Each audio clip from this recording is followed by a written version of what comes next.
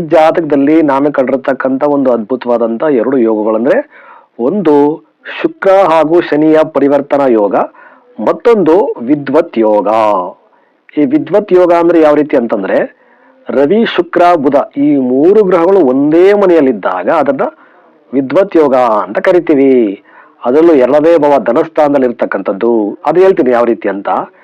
So ನೋಡಿ, ಈ ಜಾತಕದ ವ್ಯಕ್ತಿ ಹುಟ್ಟಿರ್ತಕ್ಕಂಥದ್ದು ನಕ್ಷತ್ರ ಬಂದು ಪೂರ್ವ ಭಾದ್ರಪದ ನಕ್ಷತ್ರ ಎರಡನೇ ಪಾದದಲ್ಲಿ ಹುಟ್ಟಿರ್ತಕ್ಕಂಥದ್ದು ಕುಂಭರಾಶಿ.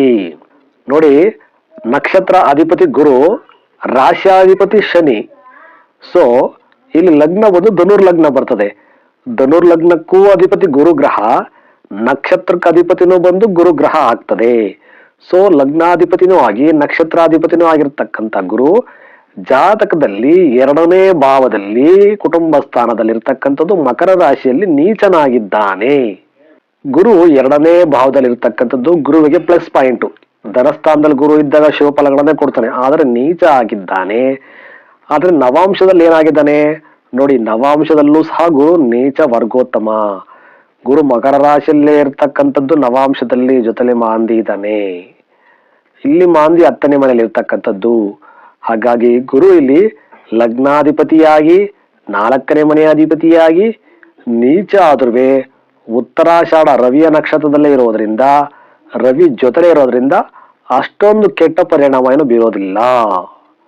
ಯಾಕಂದ್ರೆ ಜೊತೆಲೆ ರವಿ ಮಿತ್ರಗ್ರಹ ಇದೆ, ಶುಕ್ರ ಧನಸ್ಥಾನದಲ್ಲಿ ಶುಕ್ರ ಇದ್ದಾನೆ, ಬುಧ ಇರ್ತಕ್ಕಂಥದ್ದು ವಿದ್ವತ್ ಯೋಗ ಇರೋದ್ರಿಂದ ಹಾಗೂ ಶುಕ್ರ ಮತ್ತೆ ಶನಿಗೆ ಪರಿವರ್ತನೆ ಇರ್ತಕ್ಕಂಥದ್ದು ಸಹ ಲಾಭ ತಂದು ಕೊಡುತ್ತೆ. ನೋಡಿ, ನವಾಂಶದಲ್ಲಿ ಬುಧ ಸ್ವಕ್ಷೇತ್ರ ಸ್ವಂತ ಮನೆಯಲ್ಲಿ ಕೂತ್ಕೊಂಡ, ರವಿನೂ ಸ್ವಂತ ಮನೆ ಸ್ವಕ್ಷೇತ್ರದಲ್ಲಿ ಕೂತ್ಕೊಂಡ, ಹಾಗೂ ಶುಕ್ರ ಉಚ್ಚನಾಗಿ ಮೀನರಾಶಿಯಲ್ಲಿ ಬಂದ, ಕುಜನಿಗೆ ಸ್ವಕ್ಷೇತ್ರ ಆಯಿತು ನವಾಂಶದಲ್ಲಿ, ಚಂದ್ರ ಋಷಭ ರಾಶಿಯಲ್ಲಿ ಉಚ್ಚ ಸ್ಥಾನದಲ್ಲಿ ಕೂತಿದ್ದಾನೆ. ಸೊ ಎಲ್ಲಾ ಗ್ರಹಗಳು, ಗುರು ಒಂದು ಗ್ರಹ ಬಿಟ್ಟು ಮಿಕ್ಕಿರ್ತಕ್ಕಂಥ ಎಲ್ಲಾ ಗ್ರಹಗಳ ಪೊಸಿಷನ್ ಆಕ್ಚುಲಿ ಚೆನ್ನಾಗಿದೆ. ನೋಡಿ, ಇಲ್ಲಿ ಚಂದ್ರ 3ನೇ ಮನೆಯಲ್ಲಿ ಕುಂಭರಾಶಿಯಲ್ಲಿ, ಇಲ್ಲಿ ಚಂದ್ರ ಉಚ್ಚನಾಗಿದ್ದಾನೆ. ಇಲ್ಲಿ ಕುಜನು ಸಹ ಲಗ್ನದಲ್ಲೇ ರಾಹು ಜೊತೆ ಇರ್ತಕ್ಕಂಥದ್ದು.